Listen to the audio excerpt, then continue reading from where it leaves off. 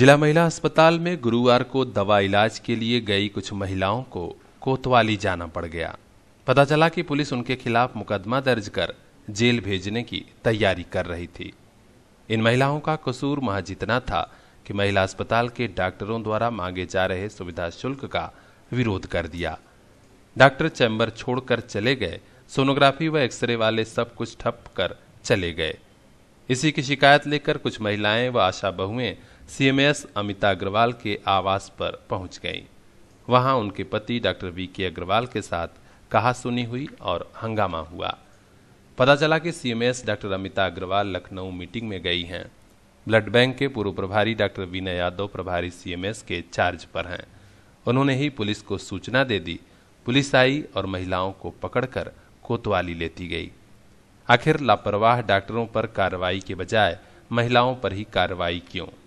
Media ने यह सवाल पूछा तो प्रभारी सीएमएस बोले कि महिलाएं आवास पर जाकर कानून व्यवस्था अपने हाथ में ले रही थी, इसी कारण पुलिस बुलाना पड़ा।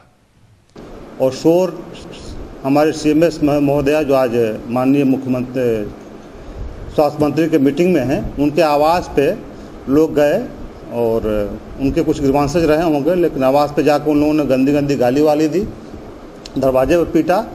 उनके पति जो नगर स्वास्थ्य अधिकारी और एडिशनल सीएमओ हैं, घर के अंदर थे। उन्होंने हमको फ़ोन किया कि भाई कुछ देखो क्या हो रहा है। तो मैंने 100 नंबर पर पुलिस को फ़ोन किया। पुलिस जब आई तो ये लोग तितर बितर हो गए थे। उसमें से कुछ लोगों को पुलिस ने पकड़ा है। उससे पता चलेगा कि वो उनका ग्रीवांसेस क्या था। आवास के तरफ जब वो लोग जा रहे थे उसमें एक भय हो गया था, वातावरण काफ़ी गंभीर हो गया था। आवास में रहने वाले लोग भी परेशान हो गए थे। घटना की वजह में किसी ने कोई कंप्लेन हमको नहीं किया है। आज मैं प्रभारी सीएमएस हूँ, न किसी ने कोई हमारे यहाँ लिखित न मौखिक रूप में कंप्लेन किया है। वाकयात 2 बजे के बाद की है। जो हमको संज्ञान में आया इतना आया, पुलिस को फ़ोन करना पड़ा। कानून व्यवस्था का मामला हो रहा था, पुलिस आई, अपनी कार्रवाई की। उधर महिलाओं का आरोप था कि महिला अस्पताल में डॉक्टर और स्वास्थ्यकर्मी बगैर पैसा लिए कोई काम नहीं कर रहे। हम लोग कई दिनों से दौड़ रहे हैं लेकिन कुछ नहीं किया जा रहा। सोनोग्राफी वाले सोनोग्राफी नहीं कर रहे, इसी कारण हम लोग विरोध में उतरे। क्या नाम है आपका? प्रिया सिंह। क्या है आप? जी मैं कुछ नहीं हूँ, बस मैं आम एक लड़की हूँ। आशा कार्यकर्त्री हैं कि? नहीं, मैं प्रिया सिंह आशा कार्यकर्त्री। मैं कुछ नहीं, मैं एक आम लड़की हूँ। बाकी जी मैं 3 दिन से आज दौड़ रही हूँ और मुझे सोनोग्राफी करवाना था। ये लोग रोज मतलब पैसा ले लेके और जमा करके आधे घंटे 2 घंटे गायब रह रहे हैं सब। उसके बाद बोल रहे हैं अभी आ रहे हैं, अभी आ रहे हैं। आने के बाद कोई कुछ नहीं कर रहा है और हर एक तरह करके रूम से भगा रहे हैं सब। आप बताइए ऐसा क्यों कर रहे? धिक्कार रहे हैं सब। इसने वो क्या कहते हैं, रेशमी सिन्हा है, अमृता अग्रवाल है, असलम है, सब लोग जितने लोग सब डॉक्टर घुस लेके कोई काम कुछ नहीं कर रहा है। सुबह 6 बजे से हम लोग आए हैं। मेरे 8 बजे से यहाँ पर आए हैं। फिर यहाँ पर मैंने बोला कि हिमांशु भैया मेरे मरीज के बच्चा डोल नहीं रहा है, मेरे मरीज को सोनोग्राफी कर दीजिए। वो कह रहे हैं कि आधा घंटा रुक जाइए। सर रुक गए, आधा घंटा के बाद करवाएं, चलिए भाग, चलो हम नहीं करेंगे। हम कहे कि भैया, तभी हम लोग के सीएमओ साहब के फोन किए। सीएमओ साहब कहे कि रुकिए, जाइए विनय साहब से मिल लीजिए। मैंने बोला कि विनय साहब रूम पर नहीं सर हैं, तो बताइए विनय सर से हम क्या करें। फिर सीएमओ साहब कहे कि ऐसा है, रुकिए मैं अभी बात कर रहा हूँ। तब से सीएमओ साहब बात नहीं किए। डॉक्टर साहब उठ गए। 12 बजे डॉक्टर आ रहे हैं। हम लोग 8 बजे आकर 7 बजे यहाँ पर जुट जाते हैं। कैसे सोर्स वाले को लग जाता है, हम लोग को सोनोग्राफी नहीं लगती है। सर बताइए, यही दास है। 100 रुपया 200 रुपया हर जगह कमीशन लेते हैं, आशा को चोर बनाते हैं। सर बहरहाल मामला पुलिस तक पहुंचा तो शहर कोतवाली में 25 लोगों के खिलाफ FIR दर्ज हो गई। पुलिस कप्तान आनंद कुलकर्णी ने बताया कि हाँ, महिला अस्पताल वाले मामले में FIR दर्ज कर ली गई है, पुलिस छानबीन कर रही है। ये आज कुछ आशा बहुओं के द्वारा जो है ये शिकायत की गई कि डॉक्टर्स जो है मौजूद नहीं है। 3 बजे वो लेके आई थी कुछ अपने पेशेंट्स को, और उसी बात को लेके इनका कुछ एक ग्रुप जो है CMS के घर पे चला गया। CMS जो है वो लखनऊ में मौजूद है। वहाँ पे जाके उनके द्वारा प्रदर्शन में दरवाजे पे धक्का करना और नारेबाजी करना ये किया गया, जिस संबंध में डॉक्टर्स के द्वारा जो है एक FIR थाने पे दी गई है। FIR दर्ज करके कार्रवाई की जा रही है। 2 लोगों को डिटेन किया गया है पुलिस के द्वारा और इसमें नियमानुसार कार्रवाई की जा रही है। वाह रे व्यवस्था, दवा लेने अस्पताल गई महिलाओं को जेल, लेकिन उन भ्रष्ट डॉक्टरों पर कोई कार्रवाई नहीं जिन पर आरोप है कि बगैर पैसा लिए कुछ नहीं करते। अब देखना है कि इन महिलाओं की आवाज कोई सक्षम, कोई जिम्मेदार अफसर सुनता भी है या सब कुछ यूं ही चलेगा। ऐसा अत्याचार नहीं चलेगा, अब ऐसा अत्याचार नहीं चलेगा, ऐसा अत्याचार नहीं चलेगा, अब ऐसा अत्याचार नहीं चलेगा।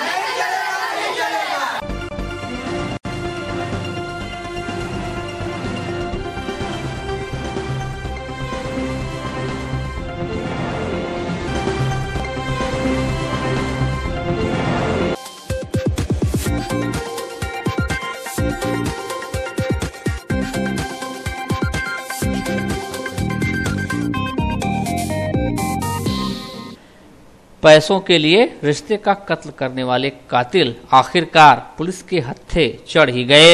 जी हां, गंभीरपुर थाना पुलिस ने ग्राम कोहडौरा में हुए 70 वर्षीय वृद्धा सहोदरा देवी हत्याकांड का राजफाश कर हत्या के आरोप में वृद्धा के पुत्र वंशराज यादव और उसके साथी विनय पांडे को गिरफ्तार कर लिया है, जबकि वंशराज का पुत्र मनोज और दामाद रविंद्र अब भी पुलिस के गिरफ्त से दूर है।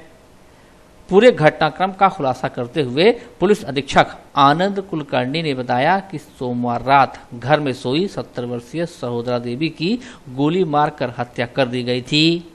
सहोदरा देवी के एक पुत्र वंशराज यादव और 3 पुत्रियां हैं। 4 लेन मार्ग में सहोदरा देवी को करीब 3 करोड़ रुपए का मुआवजा मिला था। 77 लाख की 3 किस्त मिल चुकी थी, 1 किस्त बाकी थी। सहोदरा के बेटे वंशराज को आशंका थी कि मुआवजे की चौथी किस्त मां अपने बेटियों को दे देगी, इसलिए उसने अपने पुत्र, दामाद और एक साथी के साथ मिलकर मां की हत्या कर दी। थाने में 4 तारीख को शाम को एक घटना हुई थी जिसमें एक वंशराज यादव है, इसने अपनी ही माता का, जिनका नाम सहोदरा है, जो 70 वर्ष की उनकी थी, उनकी हत्या की। इस संबंध में थाने पे अभियोग पंजीकृत हुआ था। पूरी विवेचना में पुलिस को 4 लोगों की इसमें घटना में इन्वॉल्वमेंट जो है सामने आई। वंशराज यादव, विनय पांडे, मनोज जो कि वंशराज यादव का लड़का है और वंशराज यादव का दामाद रविंदर। ये घटना का कारण विवेचना में ये पता चला कि इनको हाईवे के कॉम्पेंसेशन में कुछ पैसा मिला था। 4 किश्तें इसमें थी 77 लाख रुपए की, जिसमें से 3 किश्तों का भुगतान हो चुका था। जो 3 किश्तों का भुगतान जो प्राप्त हुआ था उसमें से 14 लाख रुपए जो वंशराज यादव है उसने अपनी माताजी को दिए थे और बाकी 1 किश्त का भुगतान जो है एसडीएम के यहाँ पेंडिंग था। उसी 77 लाख रुपए को लेके विवाद था, जिसमें इनको ये आशंका थी कि उनकी माता के द्वारा वो पैसा जो है अपनी लड़की को दे दिया जाएगा। ये आशंका को देखते हुए इस घटना को इन लोगों के द्वारा अंजाम दिया गया। इसमें 2 लोग गिरफ्तार हुए हैं, वंशराज यादव और विनय पांडे गिरफ्तार हुए हैं। बाकी 2 लोग फरार चल रहे हैं, उसकी गिरफ्तारी के लिए पुलिस प्रयास कर रही है। कैसे घटना को अंजाम दिया? ये 4 लोग रात में इन्होंने घटना को अंजाम दिया और गोली मार के जो है इनकी हत्या इन लोगों ने की।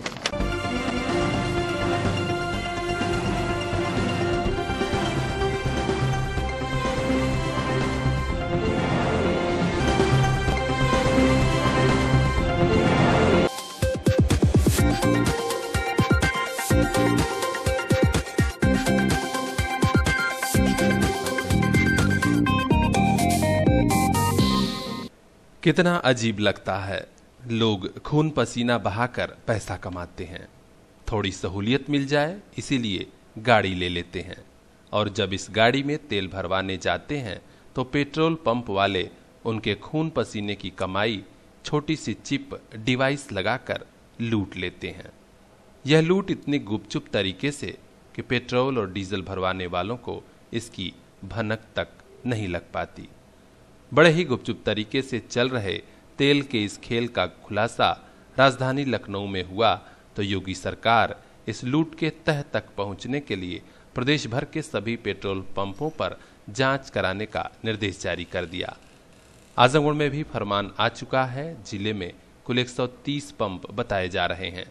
अफसरों की टीमें गठित हैं और इन टीमों ने एक्सपर्ट के साथ जांच शुरू कर दी है।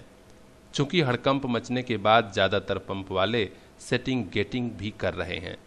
आलम यह है कि कहीं पेट्रोल नापने पर ज्यादा भी मिल जा रहा है। वजह साफ है, कोई घर से लगाकर व्यापार नहीं करता, यानी अपने आप को अच्छा साबित करने में भी खेल हो रहा है। बहरहाल 2 दिनों की ताबड़तोड़ छापेमारी में पहले दिन भंवरनाथ का एक पेट्रोल पंप सीज हुआ। दूसरे दिन गुरुवार को रोडवेज स्थित शंकर फिलिंग स्टेशन पर पेट्रोल पंप जांच करने वाली टीम पहुंची तो एक मशीन में छेड़छाड़ मिलने पर उसे भी सीज कर दिया गया। सिविल लाइन से लगायत रानी की सराय तक कुछ और पेट्रोल पंप पर भी अफसरों की टीम पहुंचती रही। इसमें एसडीएम सदर अभय कुमार मिश्र, सीओसीटी शिवनाथ गुप्ता, जिला पूर्ति अफसर जीएस शुक्ला के अलावा टेक्निकल एक्सपर्ट भी शामिल रहे। एसडीएम सदर श्री मिश्र ने एबीसी चैनल को बताया कि इलेक्ट्रॉनिक मशीनों की डिवाइस व अन्य प्रकार की चिप के माध्यम से छेड़छाड़ मिल रही है। ऐसे में रोडवेज के शंकर फिलिंग स्टेशन की मशीन सीज कर दी गई है। आगे जांच की जाएगी। उन्होंने कहा कि छापेमारी की कार्रवाई आगे भी चलती रहेगी। स्टेशन जो रोडवेज के पास है वहाँ पर मेजरिंग की कार्रवाई की गई है और उसका जो है पल्सर जो होता है खोल करके उसको देखा गया है। एक मशीन तो सही पाई गई, एक मशीन में थोड़ी सी कुछ गड़बड़ी पाई गई है, इसलिए उसको जो है उसके खिलाफ सीज करने की कार्रवाई की जा रही है।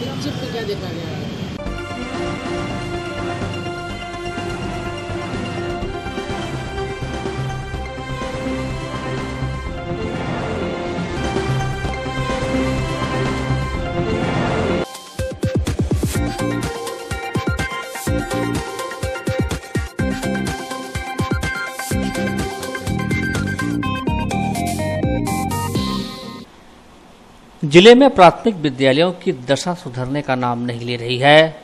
स्कूल में पठन पाठन तो दूर, बच्चों को साफ सफाई के काम में लगाकर शिक्षक आराम फरमा रहे हैं। मामला जिले के सगड़ी तहसील के हरैया ब्लॉक अंतर्गत प्राथमिक विद्यालय गड़ेड़ुआ का है, जहां पठन पाठन बाद में पहले बच्चों से झाड़ू लगवाया जाता है और तो और बच्चों के झाड़ू लगाने में विद्यालय के प्रधानाध्यापक को कोई बुराई नजर नहीं आती। उनका कहना है कि उन्हें और सभी बच्चों को स्वच्छता की शपथ दिलाई गई, इसलिए वह साफ सफाई करते हैं और करवाते हैं।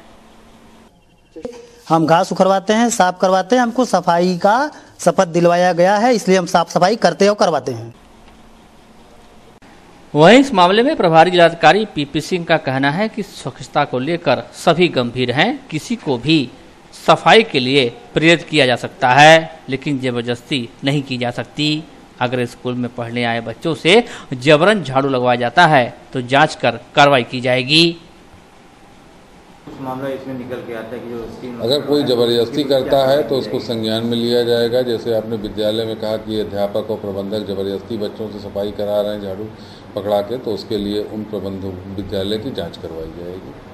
बड़ा सवाल यह है कि शिक्षा के मंदिर में पढ़ने और अपना भविष्य संवारने आए बच्चों से स्कूल टाइम में जब साफ सफाई कराई जाएगी तो वे कब पढ़ेंगे और कैसे पढ़ेंगे। अब देखने वाली बात यह होगी कि जिम्मेदार अधिकारी इस मामले में क्या कार्रवाई करते हैं।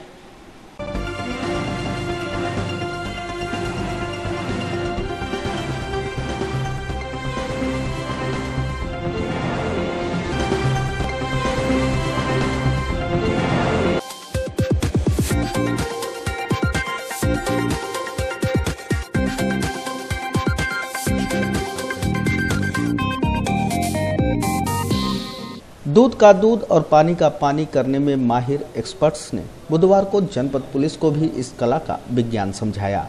जी हां, पुलिस सुधार के दौर में जनपद पुलिस को भी आधुनिक तकनीक के साथ कदम से कदम मिलाकर चलने के उद्देश्य से ही इस कार्यशाला का आयोजन किया गया था। विवेचना में गुणात्मक सुधार व साक्ष्य संकलन हेतु आयोजित की गई इस विधि विज्ञान कार्यशाला का आयोजन पुलिस लाइन के सभागार में किया गया। विधि विज्ञान प्रयोगशाला लखनऊ से आए एक्सपर्ट डॉक्टर जी खान ने पुलिस को साइंटिफिक साक्ष्य कलेक्शन की बारीकियां, अहम बिंदुओं को समझाया। उन्होंने कहा कि मुलजिम बच न सके, इसके लिए साक्ष्यों का संकलन सबसे महत्वपूर्ण है। ये कार्यशाला एसएसपी आजमगढ़ साहब के द्वारा आयोजित किया गया था। पोस्टमार्टम, मेडिको लीगल इंजरीज और सेक्सुअल असॉल्ट्स के साइंटिफिक साक्ष्य कलेक्शन के लिए। इसमें पूरे ज़िले के inspector, sub inspector, CEOs, additionals और खुद कप्तान साहब भी आए और हम लोगों ने जो आधुनिक टेक्निक्स है इन सब के एग्जामिनेशंस में उस पे डिस्कशन किया और बताया कि क्या करना चाहिए जिससे कि उत्तर प्रदेश पुलिस का जो मानवीय अपराध में इन्वेस्टिगेशन का दायरा है वो बढ़े और कोर्ट में कन्विक्शन रेट बढ़े और मुलजिम बचे नहीं। पुलिस अधीक्षक आनंद कुलकर्णी ने कहा कि पुलिस की कमजोर विवेचना व साक्ष्य संकलन की कमजोरियों का फायदा हमेशा मुलजिमों को मिलता है और वह बच जाते हैं। पुलिस का सारा प्रयास व्यर्थ चला जाता है। ऐसी स्थिति से बचने के लिए विवेचना में गुणात्मक सुधार की जो आवश्यकता लगातार महसूस की जा रही थी, उसी की पूर्ति के लिए एक कार्यशाला आयोजित की गई है। गया था। प्रायः देखने में आता है कि विवेचना में साइंटिफिक एविडेंस गैदरिंग विवेचक के द्वारा नहीं किया जाता है, जिसके फलस्वरूप हमारी विवेचना भी कमज़ोर रहती है और कोर्ट में कन्विक्शन का हमारा रेट भी कम हो जाता है। इस उद्देश्य से आज सभी जनपद के सब इंस्पेक्टर, इंस्पेक्टर्स, थाना प्रभारी, सीईओज, एडिशनल एसपीज को बुलाया गया था और एफएसएल लखनऊ के एक्सपर्ट्स को बुला के उनको scientific evidence gathering, postmortem analysis और इसके अलावा बैलिस्टिक एक्सपर्ट्स भी आए थे, जिनके द्वारा विभिन्न बिंदुओं पे जो पुलिस से संबंधित होते हैं उन पे गाइडेंस दिया गया, जिससे हमारे विवेचना का स्तर सुधर जाए और गुणवत्तापूर्ण विवेचना साइंटिफिक एविडेंस के आधार पर हो पाए।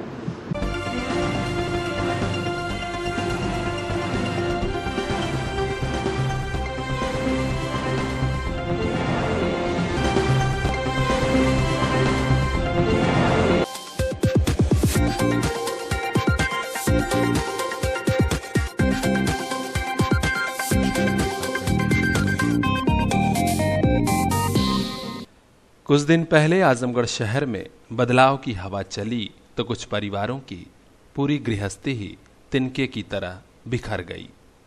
आज इनके बीवी बच्चे भूखमरी के शिकार हो रहे हैं। आखिरकार जब कोई रास्ता नहीं मिला तो अपनी व्यथा कहने जिला प्रशासन के पास जा पहुंचे। जी हां, अपनी टीवी स्क्रीन पर आप जिन लोगों को देख रहे हैं, इनमें कुछ चेहरों को शायद आप भी पहचानते होंगे। आजमगढ़ जिला मुख्यालय स्थित महिला अस्पताल के बाहर वो छोटी सी कुकर बनाने वाली दुकान, ताला चाबी बेचने वाले बनाने वाले की दुकान, फोटो फ्रेम करने वाली वो छोटी सी जगह, फल वाला वो चाय पानी वाला। महज 100 मीटर में करीब 20 से 25 लोग छोटा मोटा कारीगरी का काम करके अपने परिवार का भरण पोषण कर रहे थे। हाल ही में शहर में अतिक्रमण हटाओ अभियान चला तो यही बेचारे अतिक्रमण हटाओ अभियान की जद में आ गए। सबकी दुकान हटवा दी गई। जले पर नमक यह कि अब तो वही जगह शॉपिंग मॉल वालों के सामने वाहनों की पार्किंग के लिए प्रयोग में लाई जा रही है। अब इस व्यवस्था से व्यथित खोमचे वाले, ठेले वाले, जमीन पर चौकी पर बैठकर दुकान चलाने वाले ये बेचारे परेशान हो गए। आखिरकार गुरुवार को अपना दर्द बयां करने जिला प्रशासन के पास पहुंच गए। प्रभारी जिलाधिकारी को ज्ञापन दिया। प्रशासन के जरिए मुख्यमंत्री योगी आदित्यनाथ से गुहार लगाई कि आखिर हमारा कसूर क्या है। दुकानदार गणेश खरवार बता रहे हैं कि पिछले 50-60 सालों से हम लोग यहाँ जमीन पर बैठकर छोटा मोटा रोजगार कर जी खा रहे थे। अब हमारे सामने भूखों मरने की नौबत आ गई है। समस्या सर हमारी ये है कि हम लोग जमाने से कम 50 वर्षों से हमारे ख्याल से बड़ादेव से माथुरगंज तक, शंकर तिराहा तक छोटी मोटी रोजी रोटी करते हैं। कोई फल बेचता है, कोई सब्जी बेचता है, कोई ताला बनाता है, कोई कपड़ा सिलता है। ये छोटा मोटा काम हम लोग करते हैं सर। और कुछ दिनों से प्रशासन द्वारा हम लोगों को हटा दिया गया और हटाने के बाद बड़े बड़े माल जो हैं उन लोगों को वहाँ पार्किंग की जगह दे दी गई। तो हमारा अनुरोध यही है सर कि आप पार्किंग हटाकर हम लोगों को रोजी रोटी चलने दिया जाए। नाले पर सर हम लोग बैठते हैं। इसी अतिक्रमण के शिकार अशोक कुमार की भी बहुत बड़ी व्यथा है। वो बोले कि महिला अस्पताल के बाहर हम लोग सड़क पर कब्जा नहीं किए थे, बल्कि नाले पर बैठकर दुकान कर रहे थे। शासन प्रशासन का चाबुक चला और हम इसके शिकार हो गए। हमारे परिवार वाले भूखमरी के शिकार हो रहे हैं। मेरी समस्या ये है कि जो महिला चिकित्सालय है उसके सामने नाला पर हम लोग अपने दुकान लगाते हैं। अब कुछ नहीं तो 50-60 साल से हम लोग का पूरा परिवार उसी की बदौलत जी रहा है। और आज तक ऐसी घटना कभी नहीं हुई थी कि हम लोगों को इस तरह प्रशासन द्वारा प्रताड़ित किया गया, हम लोगों को वहाँ से हटा दिया गया और हम दर दर की ठोकरें खा रहे हैं, पुलिस के डंडे खा रहे हैं और परिवार हमारा भूखों मर रहा है। बच्चे जिसके बदौलत हम लोगों का परिवार जी रहा था वो एकदम बंद कर दिया इन लोगों ने। अब हम बहुत दर दर की ठोकरें खा रहे हैं। आपकी मांग क्या चाहते हैं? हम चाहते हैं सर कि हम लोग को फिर स्थापित किया जाए उसी जगह पर। शहर को थोड़ा सा खूबसूरत बनाने के चक्कर में इसी फेर में करीब 2 दर्जन परिवारों की रोजी रोटी छिन गई है। चाहिए तो यही था कि वहां न सही तो कहीं भी इन्हें छोटी सी दुकान चलाने की जगह दे दी गई होती, लेकिन ऐसा नहीं हो पाया। अब देखना है कि सबका साथ लेकर सत्ता में आई भाजपा सरकार सबके विकास पर कब और कितना ध्यान देगी। देखते रहिए एबीसी चैनल।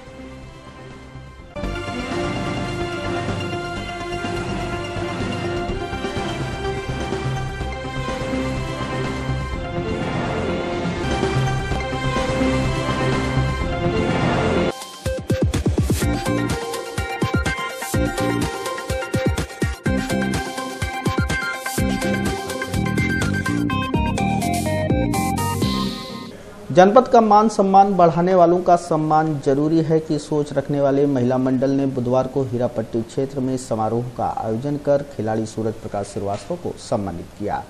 सूरज प्रकाश श्रीवास्तव ने international UFI martial art championship में गोल्ड मेडल जीतकर देश व जनपद का नाम रोशन किया है। प्रतियोगिता के 85 किलोग्राम भार वर्ग में देश का प्रतिनिधित्व करते हुए उन्होंने अफगानिस्तान के खिलाड़ी को धूल चटाई है। स्वर्ण पदक हमारी झोली में डाली है। सूरज के गोल्ड मेडल जीतने से समूचे जनपद में हर्ष की लहर दौड़ गई है। बुधवार को महिला मंडल आजमगढ़ ने सूरज प्रकाश का स्वागत और सम्मान करते हुए कहा कि सूरज प्रकाश श्रीवास्तव की यह उपलब्धि काफी बड़ी है। आजमगढ़ के खिलाड़ी उनकी इस उपलब्धि से प्रेरित हों, इसके लिए खास तौर पर इस कार्यक्रम का आयोजन किया गया है। हमने सूरज सर का सम्मान किया है यहाँ पे। वो सर हम गोल्ड मेडल जीत के आए हैं, तो इसलिए हम लोगों ने सम्मान किया और ये प्रोत्साहन हम लोग करने के लिए कार्यक्रम रखा है कि आजमगढ़ में और भी गोल्ड मेडल आए और भी बच्चे इस तरह के कार्यक्रम में करें बाहर जाके। अफगानिस्तान की टीम से सर जीते हैं, बहुत बड़ी उपलब्धि है ये हम लोगों के लिए। स्वर्ण पदक विजेता सूरज प्रकाश श्रीवास्तव ने अपने सम्मान समारोह के दौरान ये इच्छा जाहिर की कि जिले से और भी मार्शल आर्ट के खिलाड़ी निकले और देश के लिए पदक जीते। International UFI martial art championship थी जिसमें इंडिया की टीम की तरफ से मैंने प्रतिभाग किया था 85 किलो भार वर्ग में, जहाँ पे अफगानिस्तान, बांग्लादेश और इंडिया की टीमों ने भाग लिया था और उसमें अफगानिस्तान को फाइनल राउंड में हराते हुए मुझे गोल्ड मेडल प्राप्त हुआ है। और आज महिला मंडल की तरफ से यहाँ कार्यक्रम रखा गया था, इसके लिए मैं बहुत बहुत आभारी हूँ और मैं आशा करता हूँ कि आजमगढ़ से ज़्यादा मार्शल आर्ट खिलाड़ी राष्ट्रीय अंतर्राष्ट्रीय स्तर पर खेलें और अपने देश के लिए मेडल जीतें।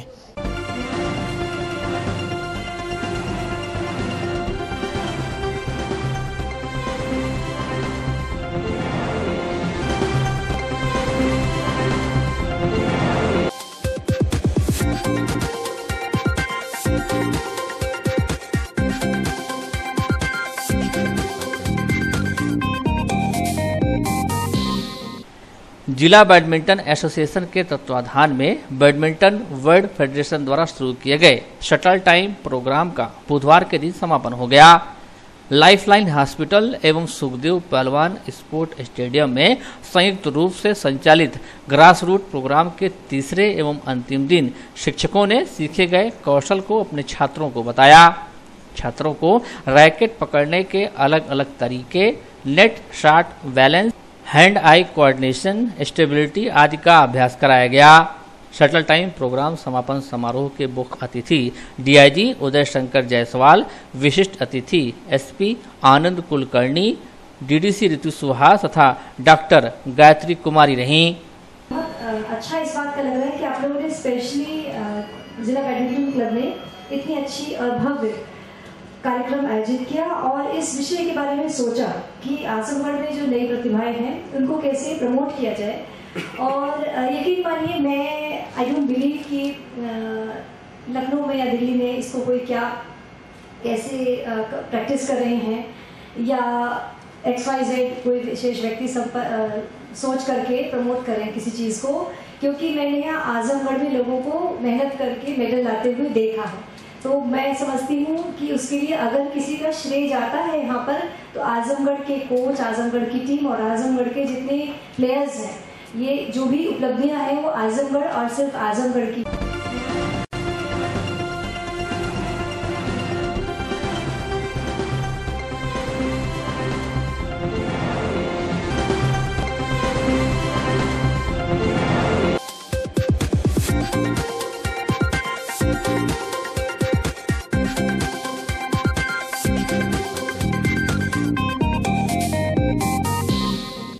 घर में घुसकर महिला की इज्जत लूटने की कोशिश करने वाला मनबढ़ पड़ोसी इतना मनबढ़ निकला कि पुलिस भी उसका कुछ नहीं बिगाड़ पा रही है।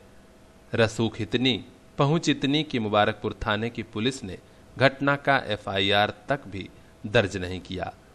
पीड़िता ने जब कोर्ट के जरिए मुकदमा दर्ज कराया तो अब थाने की पुलिस उसे गिरफ्तार ही नहीं कर रही। उधर मनबढ़ पड़ोसी फिर महिला के घर चढ़कर धमकी देने भी पहुंच गया।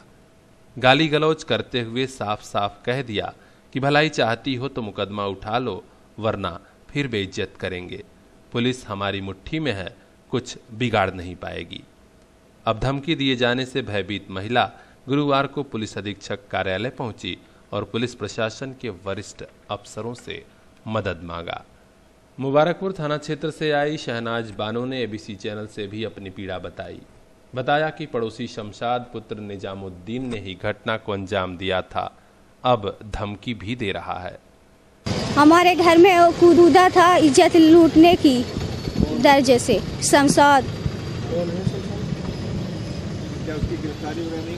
नहीं कह रहे कि हो जाएगा, लेकिन थाने पे बहुत दबाव उन लोगों ने किया है। मुझे कुछ सुनवाई नहीं कर रहे हैं। हम सर, जब मैं अपने घर में सुबह 7 बजे 6:30 पर झाड़ू लगा रही थी तो वह शमशाद हमारे घर में घुस गया और हमें छेड़छाड़ करने लगा, हमें घिसरा कर खींचने लगा। जब मैं शोर किया तो हमारे घर के लोग आए और वह उसके बहनोई नदीम और उसका भाई दिलशेर भी उसमें आ गए और वो हमारे घर के लोगों को मारने लगे। और हमारा एक भाई था, उसको इतना मारा कि उसकी पूरे शरीर का कपड़ा फट गया और वह सब हमारी सीढ़ी की तरफ से अपने घर की तरफ भाग गए। महिला बेहद परेशान है क्योंकि मुबारकपुर थाने की पुलिस आरोपी को गिरफ्तार नहीं कर रही है। कारण क्या है ये पुलिस विभाग के अफसर जाने, लेकिन पुलिस की मेहरबानी का ही नतीजा है कि आरोपी को इतना बचाया कि वर्ष 2015 में हुई घटना की FIR दर्ज नहीं हो सकी थी। आखिरकार 2 साल बाद कोर्ट के आदेश पर FIR दर्ज हुआ तो अब गिरफ्तारी नहीं हो रही। पीड़िता चाहती है कि शासन प्रशासन भ्रष्ट पुलिस अफसरों पर भी कार्रवाई करें, जिससे कि किसी की महिला की इज्जत से खेलने वाले जेल की सलाखों तक पहुंच सकें।